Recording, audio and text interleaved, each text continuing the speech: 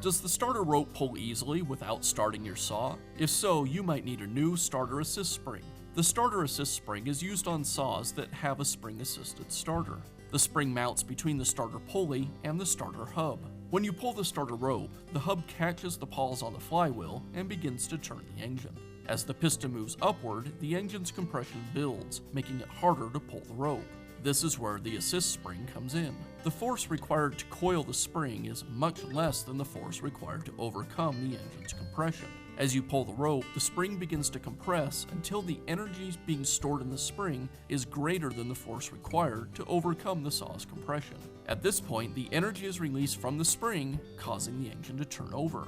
The most common problem with the spring is a broken tab where it mounts to either the pulley or to the hub. When this happens, the pulley will rotate, but the hub will not. Replacing the starter assist spring is a repair that you can do yourself, and I'm going to show you how. I'll begin by removing the top cover.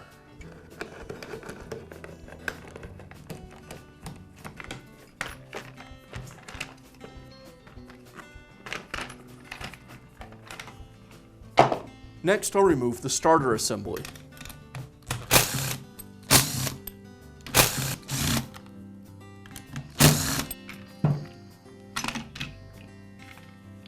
The first thing I need to do before I disassemble any of the inner components of the starter is to get the tension off the recoil spring.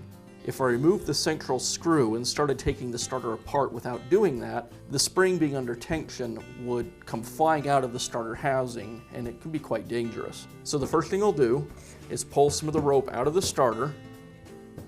I'll pull the rope from the starter handle, untie the knot at the end of the rope, or just simply cut it off, especially if you're replacing the rope. I'll go ahead and remove the handle from the rope, and now I'm going to simply just let go of the rope so that all the tension can come off of the recoil spring. Now remove the rope from the pulley. Even if you're not replacing the rope, you're going to need to take it off of the pulley so that you can retension the recoil spring at the end of the repair. So I'll go ahead and just pull it away from the pulley.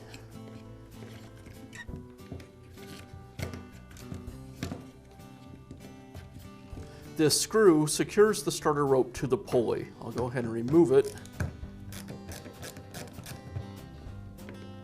And now I can pull the rest of the rope away from the pulley. Now I can remove the central screw that secures the hub and the pulley to the starter.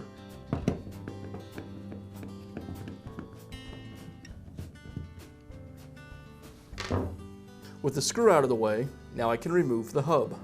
And now I'll remove the assist spring. Now I'll install the assist spring. The tab on one side of the assist spring lines up with the hole in the pulley. Now I'll install the hub.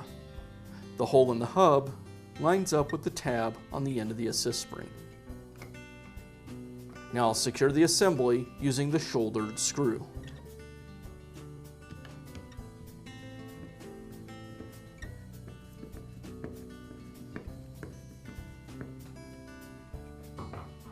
Now I need to retension the recoil spring. The first thing I need to do is make sure that the pulley is spinning the right direction to pull the rope back into the housing.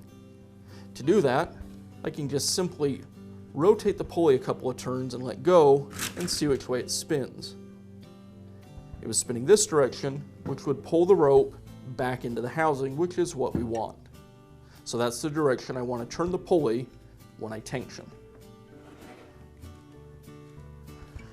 I'll rotate the pulley around until it stops spinning. That's the most tension that the recoil spring will take.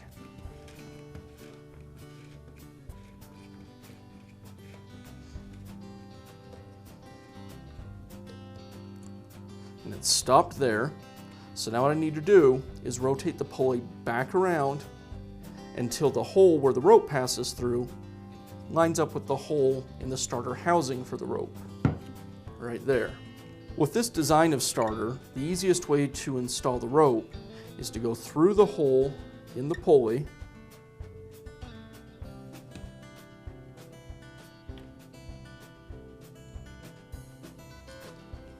Then I'll grab the rope with a pair of needle-nose pliers, give me a little bit of slack, and then I'll insert the rope through the hole in the starter housing.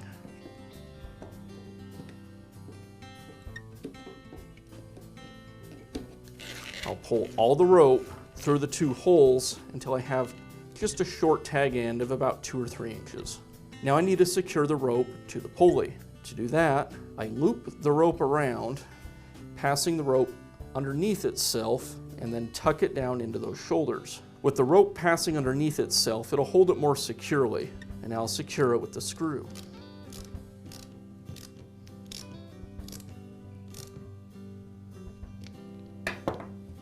Now I'm going to double the rope over itself and tie a simple overhand knot somewhat in the middle of the rope.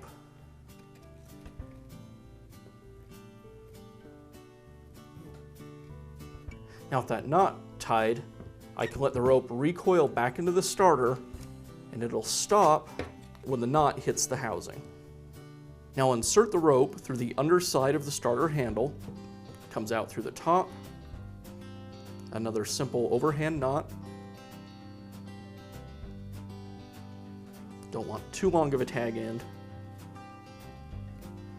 Pull that knot up into the opening on the handle. And now I can remove the knot that we tied in the starter or in the rope at the starter housing and allow the rest of the rope to recoil into the housing itself.